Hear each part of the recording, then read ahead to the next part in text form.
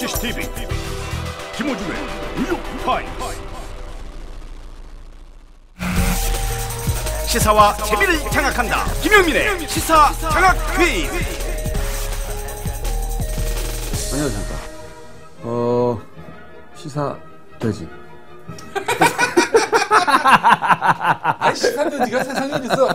시사 돼지 김용민 씨와 함께하는 오늘 모신 분은 굉장히 특별한 분입니다. 네. 요즘 그 인권 관련한 그 재판 네. 거의 도맡다시피 하는 분이다. 그렇죠. 예, 이렇게 해도 과언이 아닌데 얼마 전에 그 국방 불온서적 관련한 네. 그런 재판 2년 됐습니다 벌써. 예. 네.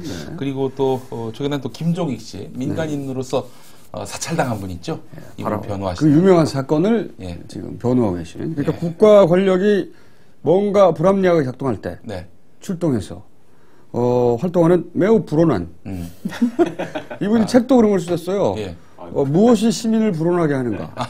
네. 안 팔렸습니다. 거의 안 팔렸습니다. 네. 어쨌든 이런 분들을 현 정권에서는 빨갱이라고 부르죠. 네. 종북, 네. 좌파 이렇게도 부르기도 하고. 그런데 실은 또 이분은 군에서 법무관을 오래 하십니다. 네. 법무관은 뭡니까? 군에 있는 변호사죠. 변호사? 말하면. 아니, 군에 있는 변호사가 아니라 판사 아닌가, 판사? 군에 있는 판사죠. 그죠? 네. 무식해가지고. 군의 변호사가 어딨어? 네, 죄송합니다. 조용히 해, 시사 되지. 근데 제가 이분을 네. 5년여 전에 예. 군 법무관을 관두신 직후에 예. 사실 인터뷰를 한 적이 있습니다. 뭐 그때 무슨 이슈가 그때는 있었어요? 이렇게 유명하신 분이 아니었고요. 예. 군 내에서는 유명하셨어요. 왜냐하면 그때 한미연합사령부 사령관, 어떤 사령부 사령관을 뭐였더라? 공금횡령 사건이었던가요? 예. 그걸 수사를 해버리셨어. 오. 네. 그리고 뭐 이렇게 별들, 예. 진급 사건 이런 것도 수사를 해버리시고. 그래서 군에서 쫓겨난 거죠. 그래서 변호사 개업을 하신 직후에 제가 그때 인터뷰를 했었어요. 놀라운 사실이 있습니다. 이 두 분이 나이가 같습니다. 이야, 세상에. 네. 예. 인생을 날라리로 살면 이렇게 되고요. 인생을 너무 힘들게 살면 이렇게 됩니다. 어쨌든 매우 불온한. 네. 최근에는 민간인 사찰 사건. 네. 우리가 지난 시간에는 연평도 사건을 네. 다뤘었는데 네. 오늘은 그때 그 사건으로 묻힌 초대형 사건. 아마 그래서- 이 정권과 끝까지 같이 갈. 네. 그래서 저희가 이건 결코 묻을 문제가 아니라 이 민간인 사찰 문제는 이건 자유민주주의 국가라는 정체성을 부정하고 부인하는 작태거든요. 이건 굉장히 심각한 문제입니다. 그래서 저희가 이 문제를 결코 덮지 않도록 매장시킬 수 없도록 다시 부활시키기 위해 이슈화하고 있습니다. 그래서 오늘 담당 변호사이신 우리 최강욱 변호사님을 이 자리에 모시게 된 겁니다. 불온 변호사, 최강욱 변호사를. 네. 불온 탈모 변호사. 최근 이 사건들 연속으로 받고 나서 머리털이 많이 빠지셨대요. 네. 네. 노안까지. 이 최강욱의 발모제 가격도 포함돼야 된다. 국가가 배상해야 할 것을. 국가가 배상해야 된다. 우선 좀 쓰시고 구상권을 청구하시는. 네. 쓸개값도 쓸개값도. 쓸개도 네. 내는 왜냐면 제가 5년 전에 뵙고 5년 만에 뵀는데 이 사람이 너무 늙으셨어. 저도 혈압 농도가 꽤 올랐습니다. 이 혈압약값, 이건 MB가 보상해야 돼요. 조용히 시작되지. 우리 김호준 씨도 탈모가 한참 진행됐었습니다. 그러다 무슨 약을 써가지고 지금 다시 머리가 자라고 있는데 그 약값도 청구해야 됩니다. 그렇지 않습니까? 맞아요. 예. 이 모든 게 네. 이명박 대통령 때문에. 예. 저는 어떤 주제로 이야기를 시작하더라도 깔때기와 같이 그 모든 책임을 이명박 대통령에게 돌리는. 예. 됩니다.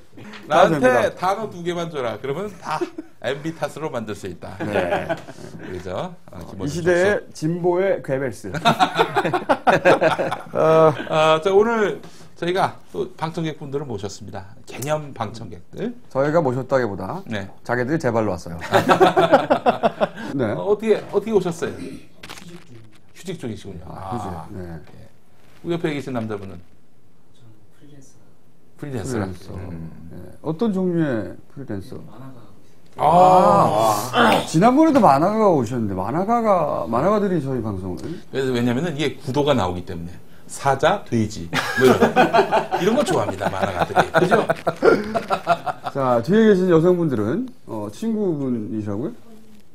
아, 친언니? 오, 닮진 않았네요. 예. 서로 다행인 것 같아요. 그러니까 어떤 일 하시는데 이런 대낮에? 취직이 아직 안 됐고, 한 분은 관뒀고. 예. 네. 둘 다 이명박 때문이야. 우리가 이렇게 정리할 수가 있는 겁니다. 예. 자, 그래서 오늘 사실은 저희가 그 시사장학 퀴즈 대신에 우리 최강욱 변호사님과 함께 민간인 사찰 문제를 좀 깊게 짚어보려고 완전히 했는데 사찰해버리겠다. 근데 이제 저희가 지난 한 주 동안에 너무 충격을 받았습니다. 큰 충격을 받았어요. 이제 더 이상 우리가 이제 웃음으로써 이 어려운 시절을 딛고 나가려고 했는데 이 한나라당의 유머, 개그 수준 저희가 도저히 이길 수 없음을 고백하지 않을 수 없었습니다. 뭐랄까요? 예. 어떤 깊은 좌절 같은 건 느꼈어요. 내가 과연 이 이명박 대통령보다 웃기는 것도 벅차 죽겠는데. 예. 당대표보다 웃겨야 하다니. 너무 힘들어, 그게. 예. 자, 그래서 오늘 그 문제는 우선 좀 한번 내고, 이 문제는 좀 우리 방청객 분들이 풀고, 바로 본론에 들어가도록 하겠습니다. 자, 오늘 그, 방청객을 위한 퀴즈 보여주시죠. 방청객 퀴즈입니다. 안상수 한나라당 대표가 연평도 사건으로 우울한 국민에게 큰 웃음을 안겨줬습니다. 지금 보시는 사진은 이번 사건으로 숨진 해병대 장병 장례식입니다. 경례, 인사로 일리를 표한 다른 내빈 옆에서 안상수 대표는 어떤 태도를 취했을까요? 1번, 개머리판을 광대뼈에 대고 총을 겨눴다.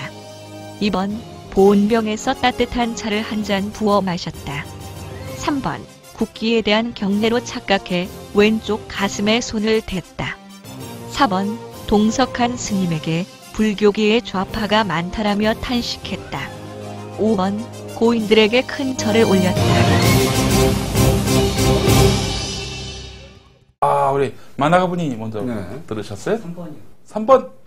어떻게 하셨을까? 그래서 선물 드리겠습니다. 땡큐 아메바 시금치 출판사에서 난. 남들은 다 이러거나 혹은 이러고 있는데 아니 그 고인에 대한 예를 표하는데 이건 왜? 이거. 그게 말이죠. 하도 하는 것보다 잘 안 맞으니까 일종 아노미 상태가 된 거죠. 왜냐면 군대를 안 가면은 이렇게 하고, 그죠? 군대를 가면 이렇게 하는데. 자기는 군대를 안 갔지만 마치 군대를 간 거냐 하고 있잖아요.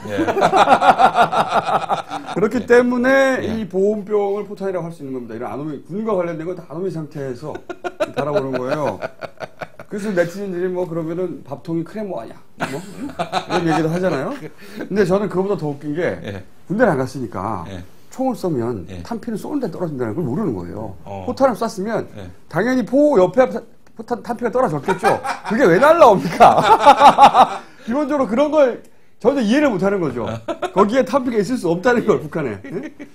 설명해준 사람도 가관이잖아요. 거기는 포병 출신 예비역 장군인데 삼성 장군인데 이게 몇 밀리다 막 이러시는데 제가 진짜 그거는 제가 보기에 이 한나라당의 어떤 위계 문화를 드러내는 겁니다.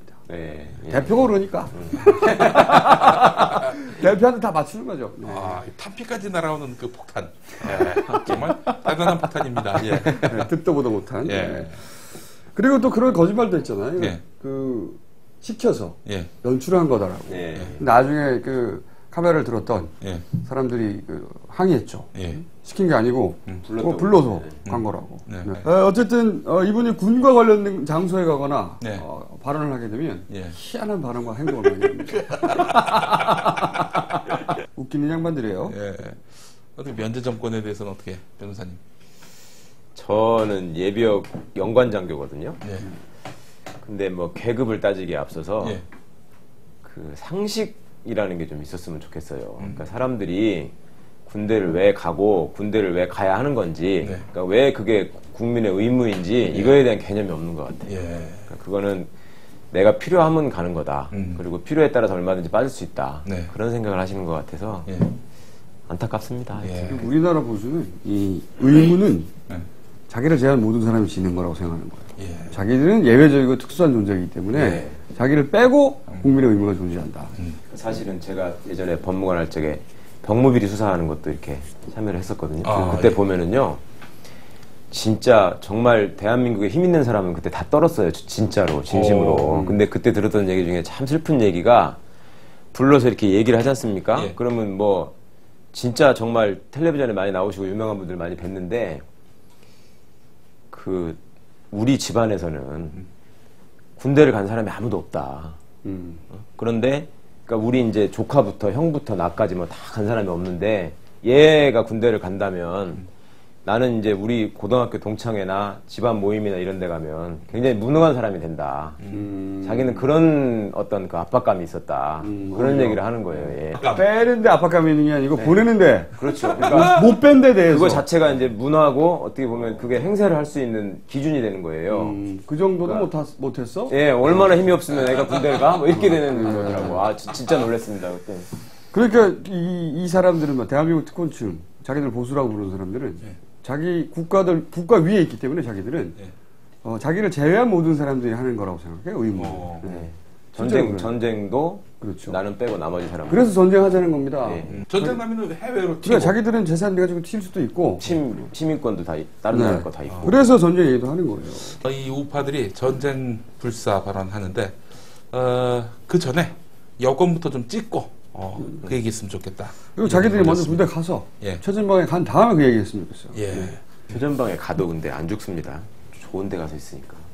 그래요? 그럼요. 죽는 데로 가야 돼요. 최전방에 가더라도 저기 취사병을 하거나 뭐 장군 운전병을 하거나 이런 걸 하는 거지. 그러면 이제 일빵빵으로 쫙 앞에 소총수로 수색대로 보내야 돼요. 쫙 앞에. 선물 소개. 예. 선물 소개를 좀 하겠습니다. 세계 제1의 명품 피자 라피자 준비가 되어 있습니다. 인사이드 피플에서 단편 영화 VOD 5편을 무료로 볼 수 있는 영화 관람권을 협찬합니다. 텃밭 농부를 위한 토양 먹이금을 활용법 땡큐 아메바 시금치 출판사에서 협찬합니다. 대인기 그야말로 폭발적인 인기의 핫탑 역시 함께합니다. 판매 수익금 일부로 부루 청소년 돕기도 합니다. 나에게 찾아온 투명한 슬픔 그래도 삶은 계속된다. 문화창작집단 날에서 협찬하는 연극 반도체 소녀 초대권이 준비되어 있습니다. 불편한 상상과 유쾌한 현실 사이에서 일어나는 장애인들의 이야기 장애인 극단 판에서 연극 불편한 상상 초대권도 준비되어 있습니다. 너무너무 감사드립니다. 예. 그럼 선물은 지금 변호사님 다 드리는 겁니까? 그렇게 되는 건가요? 예. 그렇습니까? 진짜? 그러면 일단 다 드리죠. 예, 다 드리죠. 큐 아메바가 2권인데. 예. 한 것만 드리고. 한 권만 드리고. 예. 자, 그리고. 감사합니다. 라피자는 좋아하실 겁니다. 예, 이거는 진짜. 예. 맛있습니다. 예, 가보고 단편 싶습니다. 영화, 그리고 영화 초대권 2매 이렇게 드리고. 제가 또 이번에 책을 하나 냈습니다. 책을 제가 안 가져왔는데. 예. 책은 고민하는 청춘, 니들이 희망이다. 네, 희망이다. 제가 사실은 작년에 제목이 좀 간사해요. 작년에 20대들에게 희망이 없다라고 썼다가 아주 썼습니다. 아주 박살이 났었어요. 네, 반성문입니다. 어쩐지 제목이 좀 간사했어요. 예. 니들이 희망이야. 많이 좀 사줘. 네. 누가 보면 다 이게 그 컨셉 아니었느냐라고 할지 모르겠지만 그래도 나름대로 좀 성과가 있었다고 보는 게 우리 20대들이 이 세상에 대해서 관심을 갖기 시작한 어쩌면은 좀 중요한 터닝 포인트를 마련한 것이 아닌가라고 그럴 리는 없고요. 항상 이런 식으로 얘기를 하니까 방송에 복귀를 못하는 겁니다. 네. 복귀해봐야 뭐 윤도현 나가서 뭐 연애 상담이나 하죠 말이죠. 예. 사람이 실속이 없는 거예요. 연애 상담과 네. 국제 정치를 해요, 제가. 예. 제목이 연애와 국제 정치입니다. 한국 정치 얘기 못하지 않습니까? 국제 정치를 약 30초 정도 얘기합니다.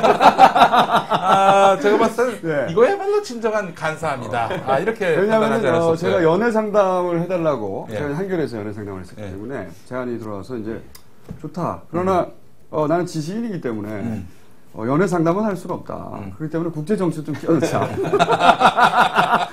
첨단 수동 시스템. 터치를 할까 말까.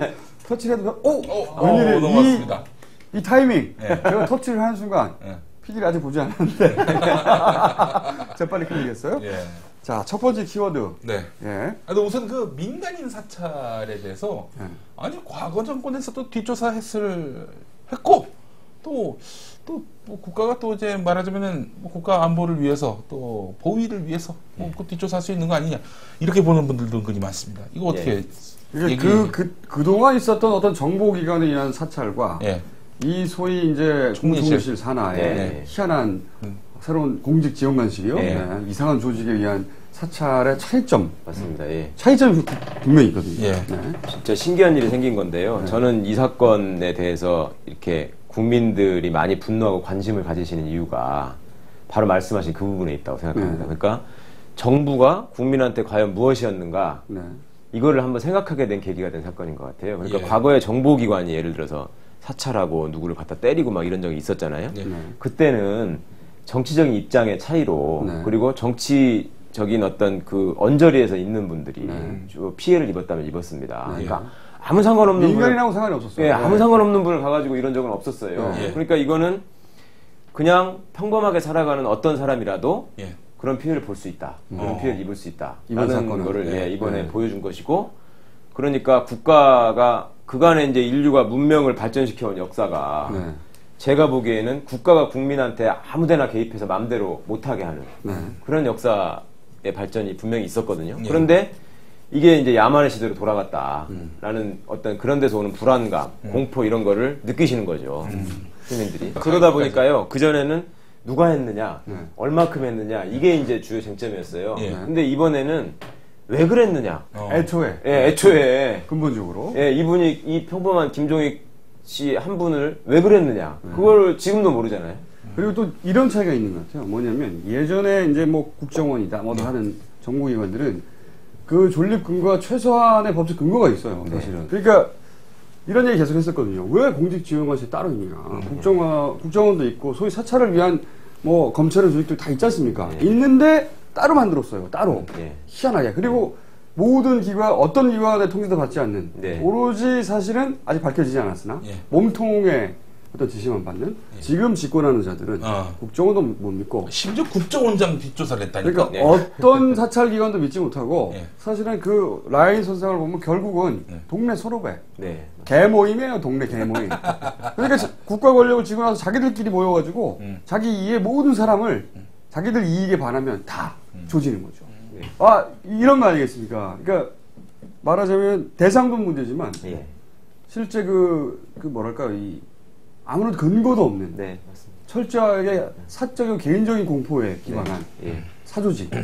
이게 또 차이가 있는 거예요. 근본적으로. 그러니까 김종익 씨가 내 말을 안 믿어준다. 이게 굉장한 불만이자 공포셨거든요. 그러니까 이제 주변 분들한테 내가 이런 일을 당했으니 어찌해야 될까 이렇게 상의를 해보시면 안 믿는 거예요. 그럴 리가 없어. 정말 이 자리에서 제가 말씀드리지만 참 그때 죄송했던 게 정말 전화를 제가 처음 받고서 이제 총리실에서 와서 이렇게 했습니다라고 말씀을 하시는데요. 제가 속으로 야, 이분 그렇게 안 봤는데 미쳤구나. 이렇게 허황된 얘기를 하실까? 아니 완전 내기의 노총장치. 예, 어디가 진짜 아프시가 생각을 했어요. 정말. 그러니까 그 방송을 통해서 보셔서 아시겠지만 인상도 되게 좋으시고 너무너무 차분하고 성실하고 꼼꼼하신 분이에요. 근데 제가 그분이 어떤 분인지를 알고 있었기 때문에 갑자기 그런 얘기를 하셔서 이게 어디 아프신가 보다. 현실 감각이 좀 이렇게. 네, 정말. 그러니까 피해를 분명히 입긴 입으신 것 같은데 피해가 지나치다 보니까 망상에 이게 이제 망상까지 가셨나 보다라고 걱정을 했었다고요, 사실은. 그 정도인데 근데 더 또 제가 놀랬던 거는요. 이게 이제 제가 진실에 대해서 어느 정도 접근할 수 있는 자료들을 이제 이렇게 해서 확보를 했지 않습니까? 그러고 나서 이제 이게 이분이 왜 그렇게 괴로워했었는지 알겠구나 싶어가지고 진짜 총리실이 뒤에 있구나. 진짜 이제 확인이 된 겁니다. 서류를. 그 사람들의 문서를 통해서. 그래가지고 이제 예를 들면 저도 알고 지내는 뭐 판사도 있을 거고 검사도 있을 거고 친구가 또 우리 민변 변호사님들도 있고 뭐 교수님들도 있고 이렇게. 근데 김종익 선생님이 이게 세상에 알려지는 걸 처음에 굉장히 두려워했어요. 그러니까 처음에 소원은 제가 변호사로서 해드려야 되는 게 뭡니까 이렇게 물어보니까 내 말을 사람들이 안 믿어주니까 내가 예전에 경찰에서 조사받을 때 보면은 그 총리실이 찍혀있는 문서들이 있었다. 그거를 정보공개 청구든 뭐든 해가지고 받을 수 있으면 사람들한테 그걸 보여주면 사람들이 적어도 나를 미친놈이라고 생각하지는 않을 거 아니냐. 그러니까 피해 보상을 받고 싶다 이게 아니고. 그게 아니었어요. 내 말이 진심을 좀 너무 답답하니까. 나를 미친 사람 취급하니까 제발 그거라도 내가 좀 확보했으면 좋겠다는 게 변호사를 찾아온 이유였거든요. 그래서 이제 그거를 방법을 생각해가지고 이제 헌법소원을 해서 이걸 받아봤단 말입니다. 그러면은 한번 생각해 보세요. 내가 이렇게 피해를 봤는데 그때 증거가 이렇게 왔단 말입니다. 그러면 보고 싶잖아요. 그렇죠. 그거 진짜 있나? 자기 주장이 이제 입증되는 그렇죠. 야, 이제 이거를 보여주면 되겠구나 하고 보고 싶거든요. 그리고 혹시 내가 본 거 중에 빠진 거 있나 이렇게 확인해 보게 되거든요. 아니 그런데 이걸 못 보시는 거예요. 이거를 두려워서 못 봐요. 그리고 이제 그러면 그러지 마시고 복사를 해서 제가 보내드릴 테니까 집에서 한번 보십시오. 한 달 동안 못 보셨어요, 진짜. 그러니까 옛날 그 공포가 생각나고. 이런. 그러니까 사모님이 그거를 집에서 앞장 부분에 주로 총리실 문건들이 있거든요. 그걸 한 10장 정도 보시다가 가슴이 떨려서 도저히 못 보겠다. 그래서 울면서 그냥 중단하셨다 그러더라고요. 그래서 내가 나중에 마음의 안정이 되면 이걸 보겠습니다. 그러셨는데 그 와중에 저는 이제 다 보지 않았겠습니까? 그래서 이제 그 제가 보기에 뜻있는 분들한테 여쭤본 거예요. 그러니까 이제 당사자 이름은 말을 못하고 본인이 이제 그거를 그러니까 세상에 이거를 알려지면 다시 어떻게 나를 또 죽일지도 모르니까 이거는 나는 절대 알려지는 건 원하지 않는다. 김종희 씨가 처음에는 그러니까 이거를 처음에는 그냥 그게 사실이란 것만 그렇죠. 그러니까 확인해달라. 그 문서로 내가 하여튼 입증할 수 있게만 해달라. 그래서 제가 그거는 주변 분들한테는 그러실지 몰라도 이거를 피해 보신 거를 법률적으로 회복하자면 그거는 아무 의미가 없는 행동입니다. 보기만 하는 거. 네, 보기만 하는 거는. 남들 내 주변 사람 보여주면 뭐합니까? 이거를 갖고 가서 예를 들면 언론에 알린다거나 또 뭐 소송을 해가지고 증거로 사용한다거나 이렇게 해야지 의미가 있는 것이지. 그렇게 설득을 했음에도 불구하고 아니다 나는 너무 두렵기 때문에 그렇게 안 되고 혹시라도 변호사님이 누구한테 얘기도 하지 마라. 처음에는 그렇게 반응하셨군요. 네네. 그걸 혹시 취재가 되면은 그 사람들이 나를 또 어떻게 할지 모르지 않느냐. 그러니까 그게 너무 저도 한편으로 슬프고도 무서운 거예요. 그러니까 변호사님조차도 무서울 수 있겠네요. 진짜. 아니 얼마나 했으면 이분이 이러실까. 네. 그 합리적인 분이. 그래서 이제 저도 이제 일종의 공포를 가지고 이제 딴 사람들한테 조심스럽게 말을 꺼내본 거죠. 야, 지금요, 이번 정부 들어서 무슨 이런저런 막 일들이 많았잖아요. 근데 세상에 이런 일도 있더라고요. 그러면서 이제 제가 들은 얘기처럼 이렇게 해봤습니다. 그러면 제가 그때 마음속으로 기대했던 반응은, 야, 세상에 어떻게 그런 일이 있을 수 있어? 그런 놈들을 어떻게 가만 놔둘 수 있어? 우리가 다 힘을 합쳐가지고 어떻게라도 해야 될 거 아니야? 이렇게 하실 줄 알았어요. 그런데, 진짜 제가 만나서 얘기했던 분들이 100이면 100 다? 참 무슨 짓을 못하겠어. 요즘 뭐 그런 게 한두 가지야.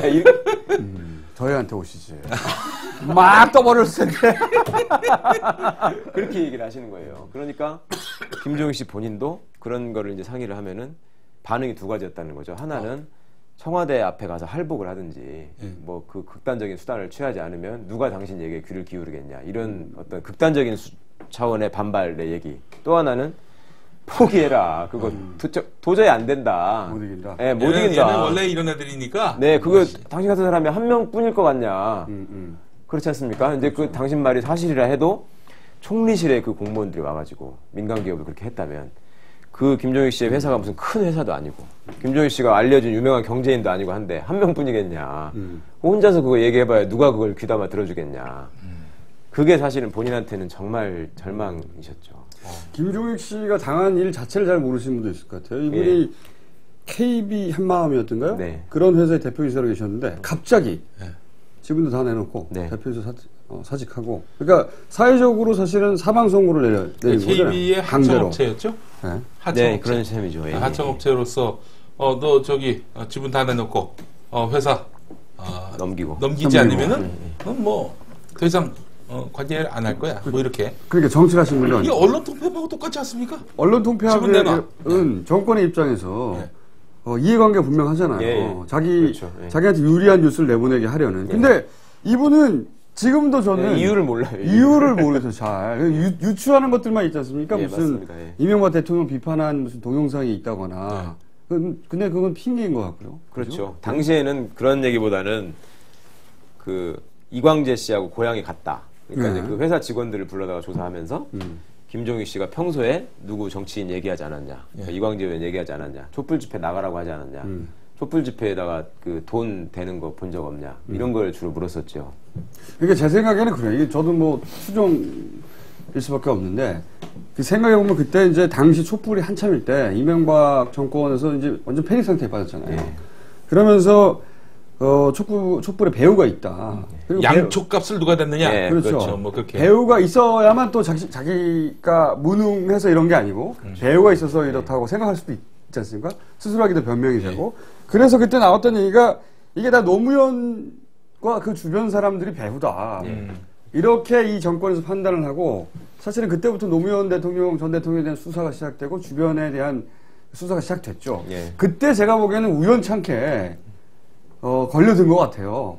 그러니까 뭐 이광재 그 도지사하고 가깝지 않느냐 뭐 이런 식의 이 빌미들이 걸려든 거죠. 근데 이제 그 빌미라고 하는 것도 사실은 너무 한심한 거죠. 그러니까 아무 다른 이유가 없이 고향이 평창이다. 그게 이광재 지사하고 가깝다는 이유고요. 고향이 평창인 분은 엄기영 전 사장도 있습니다. 왜 그분은 의심하는지 모르겠어요. 예. 저는 정말로 이게 재수없게 걸린 케이스 같아요. 그러니까 뭐가 딱딱딱 맞아 떨어졌다기보다는 워낙 저인망식으로 긁다 보니까 그 중에 하나 걸렸는데 너무 많으니까 그 사람 하나하나를 꼼꼼하게 따지지 못했던 게 아닌가. 질른 거 그냥 질러서 계속 가버린 거 아닌가. 그리고 저는 또 그랬었거든요. 그때 막 이렇게 김종인 씨가 일본으로 피신을 했잖아요. 근데 회사를 와서 막 이제 뒤지고 막 뭘 내놓으라 그러고 막 장부 같은 거 뺏어가고 이랬단 말입니다. 그러면 그때 제가 계속 집요하게 물어봤던 게 그분들이 와서 자기 신분을 뭐라고 했습니까? 저는 그거를 경찰이라고 최소한 했을 거다라고 생각을 했거든요. 그러니까 영장도 가져오지 않고 남의 사무실을 뒤지고 막 이렇게 할 때는 그래도 경찰이라고라도 했겠지. 근데 아니다. 나는 총리실 공무원이다. 총리실 공무원. 예, 이렇게 말을 한 거예요. 공언을 한 거예요. 그러니까 이게 재밌는 게 뭐냐면 총리실의 지시를 받아서 처음에 수사를 한 경찰이 있잖아요. 그 경찰관이 써놓은 수사 서류를 보면 계속 주어가 총리실부터 시작을 합니다. 총리실 직원들은 당시에 몇 명이 왔나요? 총리실 직원들은 뭘 달라고 하던가요? 그러니까 제 느낌으로는 보니까 경찰관이 자기가 봐도 이게 지금 너무한 거예요. 그러니까 그거를 흔적을 남기고 싶었던 것 같아요. 오히려 네. 경찰이 자기 나름대로 최선을 다했군요. 네. 그분이 그 사람이 신고는 못해도 그렇습니다. 어디다가 투서는 못해도 그게 참 어떻게 보면 고마운 일이에요. 그러니까 그거가 너무 많이 나오거든요. 그리고 이분이 마지막에 이제 그 경찰관은 중간에 무혐의다. 이거는 혐의가 없다. 그런 또 장문의 의견서를 썼어요. 그 결재 과정에서 탈락되긴 했지만 그래가지고 이제 수사관이 바뀌거든요. 나중에 그분은 못해요. 근데 그냥 조서는 남은 거죠. 그렇죠. 근데 그냥 그 사람이 써놓은 그 의견서를 보면은 이분은 총리실에 의해서 모든 걸 다 뺏겼고 엄청나게 피해를 받고 동영상 하나는 요거는 뭐 수없이 많은 수백만이 본 동영상인데 요거 하나 가지고 처벌한다는 건 말이 안 된다. 이런 취지로 써놨어요. 거기다가 매우 합리적이고 정상적인 경찰이. 그러니까. 하여튼 참 진짜 대단한 사람. 그 경찰을 저희가 한번 어디 하다가 초청을 해야 되겠네요. 야, 경찰분들, 정말 수사관분들. 개념 있는 분이네요. 그러니까 그분이 그래서 듣고 열받아서 사실은 총리실 직원이 계속 쓴 거 아닌가 주어를. 저희 주어가 없는 정권인데 말이죠. 주어가 있어요 보니까. 주어를 기록으로 남겨버린 거죠. 자기가 할 수 있는 한 최대한의 복수를 하신 거네요. 멋지네 그냥. 지금도 경찰인데 위험해지면 안 되는데. 그분을 만나보셨어요? 아니요, 저는 직접은 못 만났고요. 만난 분들한테 얘기를 많이 들었습니다. 많아요.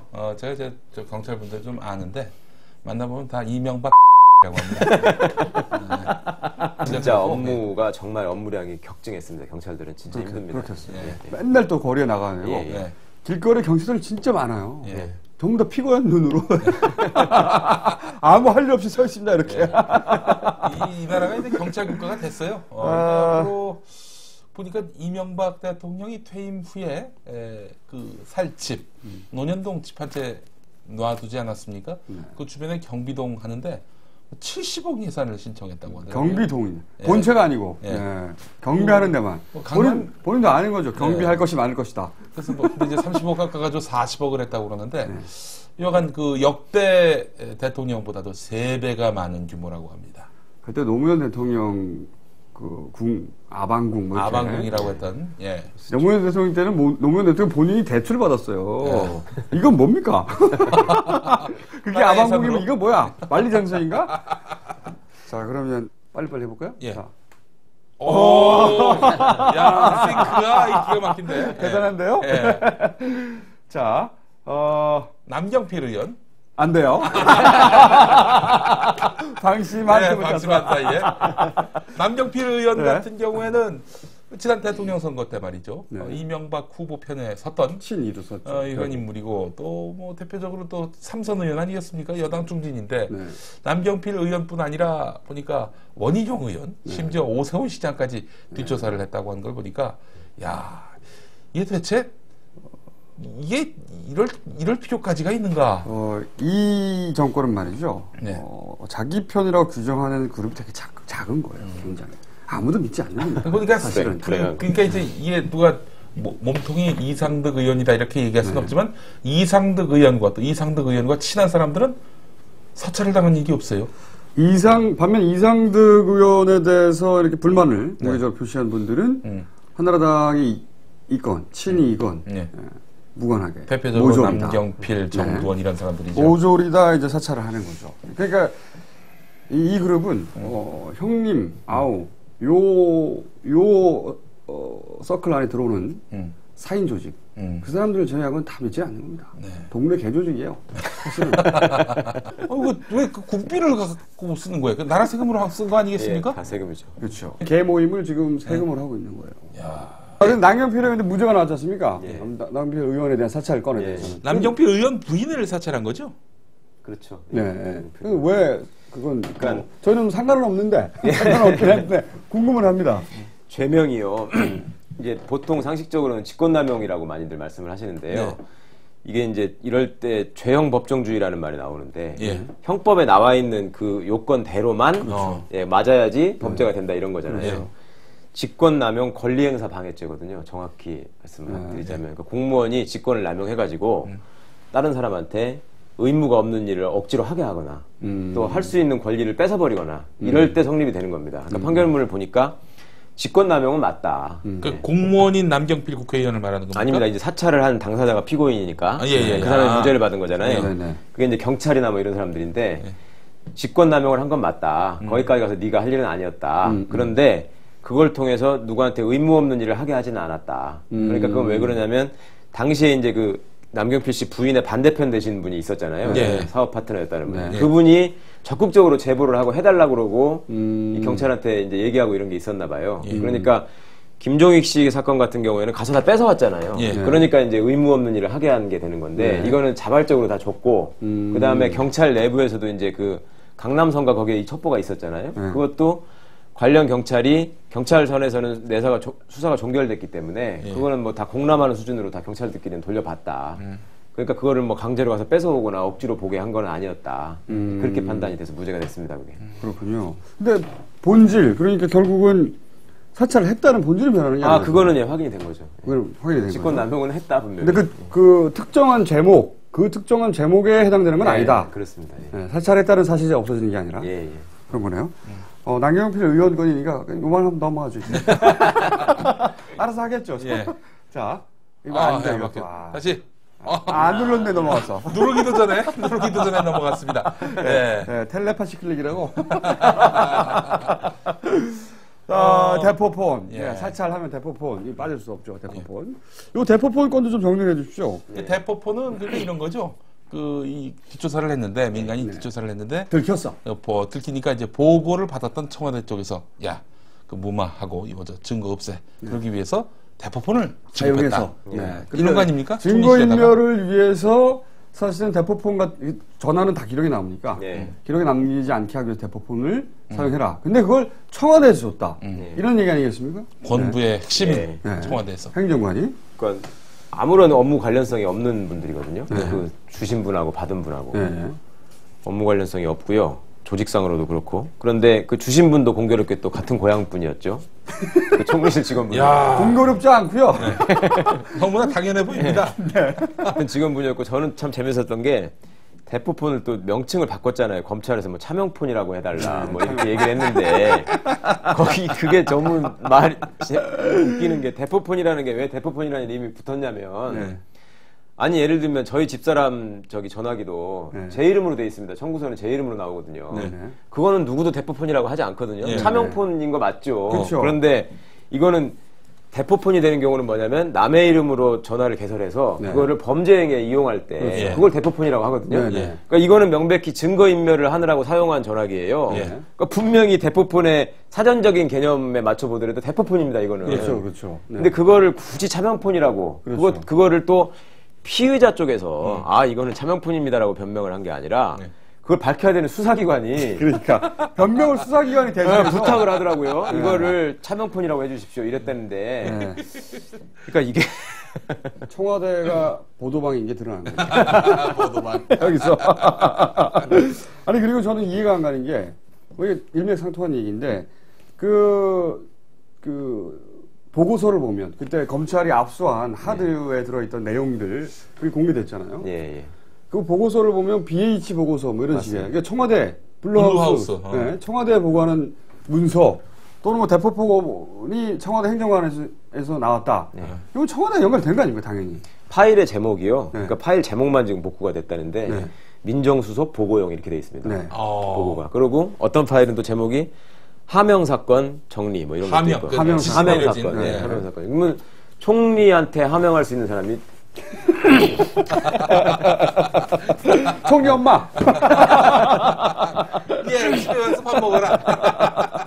그리고 더 울 때리는 게 이렇게 하명받지 않고 자기들은 제보받았다고 하잖아요. 예, 주장이. 그리고 수첩에다가 뭐 BH 이렇게 써놓은 거는 그냥 주워 들은 얘기를 재미삼아서 한번 써봤을 뿐이다. 이게 참 공교롭지만 저는 예전에 이제 아까 말씀해 주셨지만 그 장군 진급비리 수사를 제가 해봤지 않습니까? 예. 그때도 비슷했거든요. 제가 그게 너무 참 아이러니라고 그래야 되나. 네. 그때도요. 그 사건의 핵심은 뭐였냐면 진급 심사를 공정하게 하는 척하면서 예. 사실은 먼저 정해놓고 했다. 이게 핵심이었거든요. 범죄 내용에. 근데 당시에 이제 그 진급 부서에서 작성한 서류들을 보면은 참모총장 보고용 이렇게 돼 있어요. 제목이 참모총장 보고예요. 그러면서 거기 보면 이제 될 사람들을 이렇게 숫자를 줄여가는 문서거든요. 그때 저희는 그걸 다 찾았거든요. 문서 자체도. 그거를 만든 사람들한테 이렇게 해서 총장한테 보고한 거 아니냐 그러니까 이제 병들이거든요. 아주 학벌이 좋은 병들. 아니 저희가 그냥 심심해서 그렇게 한번 붙여봤습니다. 그때도 그랬거든. 참모총장 보고용이라고. 예, 그때도 그러고 수첩에다가 이제 그 장교들이 뭐 무슨 총장 지시사항 어떻게 해요 이렇게 쓴 게 또 있어요. 그럼 이거는 시킨 거 아니냐? 그러면은 아니 그냥 제가 심심해서 주워 들은 얘기를 옛날 걸 이렇게.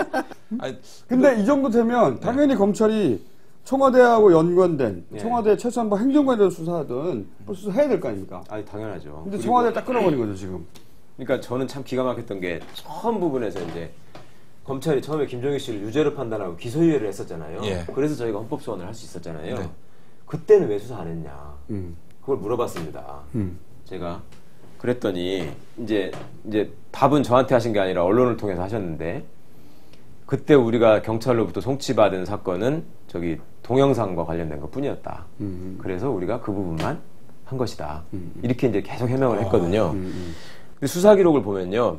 인지 수사조차 안 했다 이런 얘기죠. 예. 원래 경찰이 한 사건이 검찰로 넘어오면 검찰이 제일 열심히 보는 게 뭐냐면 경찰이 잘못한 게 없나를 찾거든요.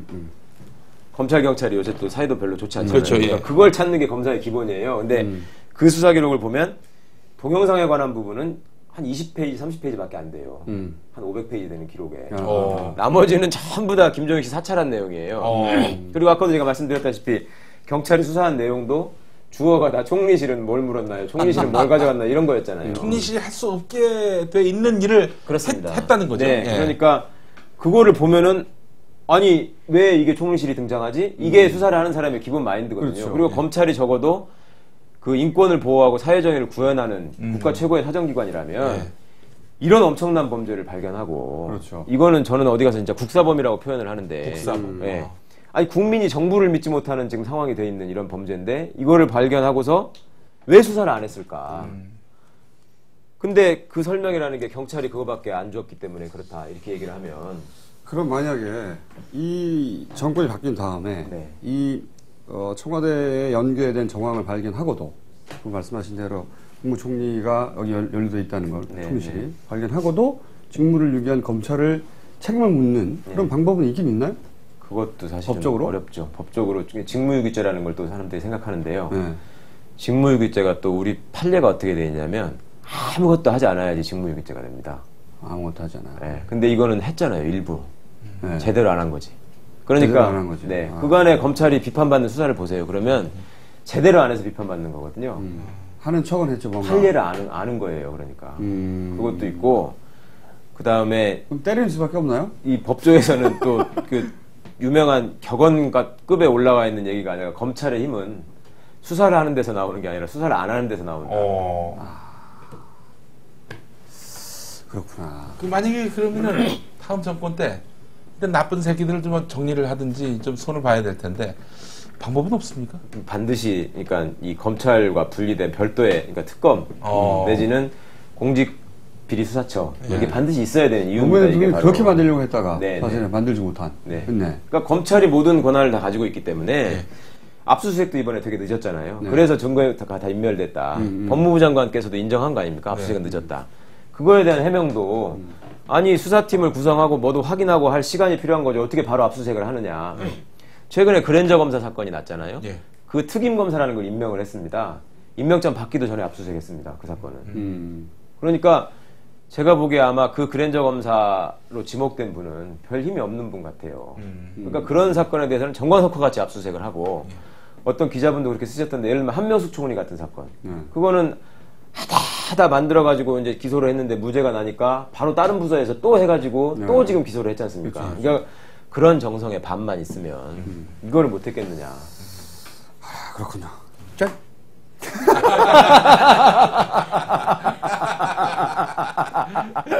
자, 다음 해봅니다. 이 나와버렸네, 그 이야기가 벌써. 예. 아니 청와대 국무총리, 예. 몸통이 누굽니까 그럼 도대체? 몸통을 누구라고 봐야 됩니까? 그러니까 많이들 그렇게 추측을 하시죠. 몸통을 찾으려면은 아니 그러니까 이 사람들이 깃털이다라는 거를 제가 어디서 확인을 했냐면요. 예. 그렇죠. 아는 그 얘기를 하면 돼요. 예. 이인규 뭐 이런 사람들. 네네. 네. 그러니까 이인규 씨부터 이렇게 쭉 있는데 그분들은 실형을 선고 받았어요. 그렇습니다. 네. 노동부 직원분들이잖아요. 대부분 예. 노동부의 특정 고향 예. 출신 분들인데 노동부에 제 친구가 좀 있어서 물어봤어요. 이게 실형 선고가 난 다음에 다 포항 분들이죠. 네, 다 포항 분들이었어요. 신기하게도. 노동부에서는 그분들에 대해서 어떻게 생각하느냐 네. 이렇게 물어봤거든요. 그랬더니 그 사람들이 다 그렇게 훌륭한 사람이 아니라는 평판은 그 전부터 받았었나 봐요. 네. 노동부에 계실 때도. 네. 그런데 굉장히 안타깝게 생각한다. 노동부 직원들은. 그래서 왜 그러냐 그러니까 아니 그 사람들이 시켜서 하는 사람들이지. 그렇죠. 네. 자기가 그렇게 해서 하는 사람들이 아니라는 거는 노동부 공무원들이 다 안다. 그렇겠죠, 당연히. 근데 지금 이제 지목받고 있는 말하자면 청와대하고 총리실이 공중윤리지원관실이 있으면 개선상으로 그래도 가까운 데는 민정수석실인데 네. 여기는 지금 아니라는 거잖아요. 네. 그리고 무슨 고용노사 비서관실이 자꾸 등장을 하잖아요. 예. 그러니까 또 계셨던 분들을 보면 다 같은 고향이에요. 네. 그러니까 고용노사 비서관실에 지금 행정관 한 분이 4급 행정관 한 분이 대포폰을 만들어 주신 분이고 네. 그 위에 또 3급 행정관도 있었어요. 네. 당시에. 네. 이제 안 알려진 분인데 그 3급 행정관 그분도 그분은 금년 봄에 노동부로 복귀를 하셨거든요. 고위직으로. 그분도 고향이 포항이더라고 심지어. 제가 그랬잖아요. 동네 개모임. 그러니까 네. 강력하게 그거는 누구라도 의심을 할 수밖에 없는 상황이에요 지금. 그럼 하물며 수사기관이라면 네. 그런 여러 가지 정황들이 있고 그 다음에 어쨌거나 그 기록들도 지금 나와 있고 예, 당사자가 작성한 수첩이 있고 이러면은 수사단서로서는 정말 충분한 거죠 이건. 근데 그 수첩에 그런 내용이 있었다면서요? 여기 내가 알게 된 거는 무덤까지 그 비밀을 지키겠습니다. 뭐 그런 내용이 있었. 예, 뭐 충성서야겠다는 내용이. 아니 그걸 왜 거기다 적어 그냥 마음만 먹지. 이게 말이 안 되는 건 노동부에 있던 사람들이 총리실에 와서 갑자기 왜 사람들 사찰하냐고. 예, 이건 혼자서 할 수 있는 일이 아니죠. 하고 싶어도. 예. 예? 누군가 거기 꽂아주고 부서를 만들어주고 그런 권한을 주고 보호해주니까 할 수 있는 거죠. 그러니까 그 사람이 누구냐. 그게 안 드러나는 거죠. 네. 노동부 사람들끼리는 그러는 것 같아요. 이게 정부 창설 역사상 노동부가 이렇게 힘 있는 부서라는 거를 사람들이 이번에 처음 느꼈을 거다. 변호사님 만약에 이게 뭐 특검을 하든 혹은 뭐 경찰이 수사를 하든 경찰이 수사는 그 양반이 했으면 좋겠네. 총리실은 이렇게. 네. 근데 만약에 이렇게 된다면은 최대 얼마만큼 말하자면 형을 때릴 수가 있습니까? 이게 만약에 몸통이 드러났다. 드러나서 이제 뭐 그 사람 지시로 그야말로 그 사람이 국사범이다. 국기를 그야말로 농단을 했다. 뭐 그러니까 확인이 된다면은 이번에 이제 공범이 다 드러나지 않았다고 지금 사람들이 생각하는 거죠. 예. 그 밑에 있는 분들만 생각하고 나오고. 예. 그런 건데 주모자가 드러나지 않은 거죠. 네네. 네. 그러니까 이런 범죄가 형량이 그렇게 높지 않아요, 생각보다. 그러니까 다들 뭐 직권남용죄나 더 강요죄 이런 거에 해당되는 거거든요. 네. 법적으로 아무리 높여도 7년 6개월이에요, 형량이. 7년. 예, 근데 왜 그러냐면요. 저도 그게 왜 그럴까를 생각해 봤어요. 헌법이나 우리 형법이 생각할 때 공무원들이 그런 일을 할 거라고 애초에 예상을 안 하는 거예요. 예, 그러니까 우리 헌법이 애초에 공무원들한테 부여한 사명은요. 국민의 기본권을 보호하고 국민에게 봉사하라. 이게 공무원의 기본 사명이잖아요. 그러니까 그 공무원들이 저지른 범죄, 공무원 범죄에 대해서는 형법에 별도의 장에 이게 나오거든요. 그러면은 뇌물이나 예를 들어서 이런 거는 되게 이제 나쁜 거다라고 나오는데, 그리고 이제 특별법도 있죠, 뇌물은. 하도 잦은 일이고. 그러니까 그럴 때는 형량이 막 올라가가지고 이제 뇌물은 오래된 징역을 살 수 있는데, 이거는 그전에는 사례도 없었고, 설마 공무원들이 그렇죠. 이럴까라는 동네 게 대모임을 통해서 그러니까 이제 세계적인 입법자들이 다 그렇게 생각한 거예요. 공무원이라는 게 별도로 뽑는 이유가 있고 교육하는 이유가 있고 일반 민간인들과 다르게 존중해 주는 이유가 바로 거기에 있잖아요. 공익을 위해서 봉사하는 사람들이 당신들은. 그러니까 입법자들의 상상력을 넘어서 버리는 거죠. 네, 그렇습니다. 예. 입법자들의 최초 입법자들의 상상력을 넘어서서, 왜냐하면 이제 동네 개모임이 이렇게 집권을 한 다음에 권력을 이렇게 남용할 것이다. 이건 상상할 수 없었기 때문에 그걸 우리는 해내고 있는 거죠. 이 탁월한 상상력을 갖고 걸렸을 때는 어떻게 할 것인지 그것도 고민을 좀 해줬으면 좋겠어요. 너무 터무니없는 그런 변명으로 말이죠. 그러니까 웃기고 얼마나 좋습니까, 우리가. 자, 그러면 결국은 총리실이 이 일을 했다는 것도 웃겨요. 국무총리는 대통령이 임명한 사람입니다. 그렇죠? 총리는 또 몰라요. 권력이 제한돼. 그러니까 총리는 그 내용도 몰라요. 결국은 청와대 아니겠느냐. 이것이 다. 대포포까지 줘가지고 거기서 나온 거. 하라 이렇게 얘기한 걸로 봐서는. 청와대 누굴까요? 청와대 수위? 네, 청와대 누굴까? 굉장히 궁금해요. 저는 그 누군지는 모르겠지만 그분이 꼭 감옥에 갔으면 좋겠습니다. 반드시. 꼭 감옥에 갔습니다. 저희 그래서 방송 전에 얘기했는데 그 양반이 검찰에 출두해서 구속영장이 청구돼가지고 청구가 돼서 이제 심사를 받아가지고 결국 이제 집행이 됐다. 저희는 누굴 특정한 게 아닙니다. 이걸 명령한 사람. 구치소로 간다. 저희가 전 과정을 와이브로로 생중계하겠습니다. 그러면서 저희는 멘트를 안 할 거예요. 웃기만 할 거예요? 이러면서 전 과정을 대사 없는 방송. 웃음으로써 생중계하겠습니다. 자, 그럼 마지막. 아니 근데 어떻게 그 뭐 수첩이 다 공개되던 그날에 북한이 연평도 폭격을 하는 바람에 완전히 큰 사건인데 정말 대포로 막았어요. 돌려막기가 됐는데. 자, 이게 이 사건을 어떻게 평가하십니까? 전체적으로 볼 때 한국형 워터게이트다. 뭐 여러 가지 이야기가 있는데 이제 이게 정권이 바뀌고 나서 이제 정리가 되기 시작하겠죠. 틀림없이 어떤 시점에. 그러면 또 그때 아마도 변호사님께서 사실은 이 사건을 정리할 가장 적임자 당사자 중에 한 분이 되실 텐데 지금은 어떻게 정리하십니까? 이 사건은 어떤 사건이다? 그 미국의 LA 타임스라는 데서 김종익 씨 인터뷰를 했었습니다. 그때 이제 그 기사에서 보면은 한국판 워터게이트다 이렇게 표현을 했던데요. 거기서? 그 미국 신문에서. 그러니까 미국에서는 사실은 워터게이트 이상의 사건이 없었기 때문에 그렇게 표현할 수밖에 없었던 것 같아요. 제가 보기에는 이거 워터게이트를 훨씬 능가하는 사건입니다. 그러니까 워터게이트 사건은요. 자기 정적, 상대방에 대해서만 그렇게 사찰을 하고 나중에 거짓말을 했지 자기 편으로 보이는 사람들한테까지 이렇게 하진 않았습니다. 그리고 일반 시민한테까지 이렇게 하지도 않았었고요. 그다음에 뭐 기자, 한국노총 이런 데도 다 했잖아요. 그러니까 이렇게까지 한 적은 없었습니다. 적어도 인류가 현대화되고 나서 그러니까 2차 대전 이후에는 저는 이거는 진짜 세계사의 길이 남을 사건이라고 생각합니다. 노아의 방주 이후로 처음 있는 일이다. 중세 이럴 때는 있었겠죠. 그래 과거에야 뭐 그럴 수 있었겠지만 지금 정말 우리나라에 이런 사건이 실제로 벌어졌다는 거에 대해서 정말 저는 부끄럽게 생각하고 이 국격을 떨어뜨리는 사건입니다. 진짜입니다. 이건 정말 창피한 일이고요. 더 슬픈 거는 이 일을 저지른 분들이나 아니면 그 책임 계산상에 있는 분들이 지금도 전혀 반성하지 않고 있습니다. 전혀 사과하지 않고 있고. 자기가 몰랐고 아니라고 하잖아요. 심지어 뭐 국민은행이 공기업 아닙니까? 계속 지금 법정에서도 이러거든요. 그리고 그 위에 계셨던 분들도 사과할 용의가 없느냐 지금이라도 이렇게 물었을 때는 적어도 국민에 대한 예의로서는 정말 가슴 아프게 생각하고 미안하게 생각한다 해야 되는데 뺏어가는 거는 한 이틀 만에 정광석화처럼 다 뺏어갔는데 아무런 피해 회복도 지금 되는 게 없고 말로 하는 사과조차도 전혀 하지 않고 있다. 그런 걸 사과할 수 있는 사람들은 아예 이런 걸 하질 않죠. 예. 어쨌든 요 사건이 그럼 어떻게 전망하십니까? 만약에 정권이 바뀐 다음에 네. 제대로 정리가 돼서 책임 소재가 밝혀지고 그리고 그 사람들은 그 대가를 지불하게 될까요? 감옥으로 갈까요? 반드시 그래야 된다고 생각하는데 제 걱정은 그렇게 해야 할 사건이 지금 이것만이 아니기 때문에 그러게 맞아요. 너무 많아. 네. 다른 사건들에 밀리면 안 되는데 사건이 너무 많아서 아, 너무 조그매. 예. 아 이거 그렇습니다. 자 그러면 퀴즈가 하나 더 남았잖아요. 네, 그렇습니다.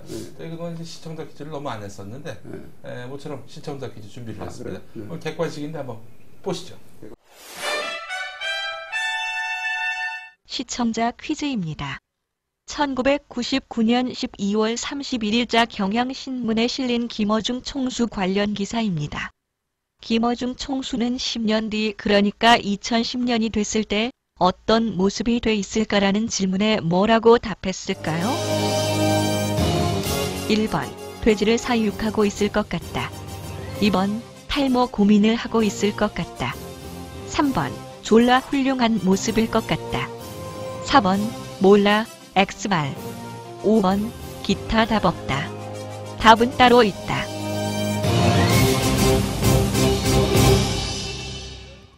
아 이런 걸 어디서 찾아냈어요? 제가 찾았습니다. 이런 거 어디서 찾아냈어 이거? 1999년 12월 31일자 경향신문 보시면은 나와 있습니다. 네이버 가면 옛날 신문 서비스 있잖아요. 거기 있어요. 보시면. 아니 거기서 내 이름을 왜 쳐? 아니 뒤쪽을 보니까 나오더라고. 근데 내용이 너무 현재 김어준 씨의 상황과 너무 대조가 돼가지고 그래서 이제 제가 문제로 내봤습니다. 풀어보시고 cctv@ 한이.co.kr로 이렇게 와주시기 바라겠습니다. 그래서 보내주시기 바라겠습니다. 저희가 선물을 준비했어요. 오늘 최강욱 변호사님 나오셔가지고 선물은 뭐냐? 자, 폭탄을. 아시네. 제가 이렇게 또 폭탄을 준비했습니다. 자, 폭탄. 자, 근데 폭탄인데 좀 핵심이 있어요. 여기 보면은 1 동그라미, 1 동그라미, 1번 폭탄이 되겠습니다. 이거 저 선물로 드리도록 하겠습니다. 여기저기서 많이 좀 터뜨려 주시고 특히 저기 그 몸통 보시면은 투척을 좀 해주시기 바라겠습니다. 보내야 되고. 키치나트의 이 보온병인데 저희가 이거를 협찬받은 게 아니고 롯데마트 가서 샀습니다. 이론 하나 깎지 않고 그대로 사온 겁니다. 장훈 변호사님께 드리겠습니다. 아이고 방청객 퀴즈 남은 것 없나요? 없어요. 그러면 오늘 방청 소감을 재밌게 하신 말씀하실 분 있으면 저희가 책을 한 권 드리겠습니다. 와서 연극 보는 것 같아요. 연극을 보는 것 같다. 별 소감이 아니네요. 앞에 계신 화면에 보면은 삐 소리 나잖아요. 그게 나는 욕일 것 같은데 심한 욕인가 싶었었어요.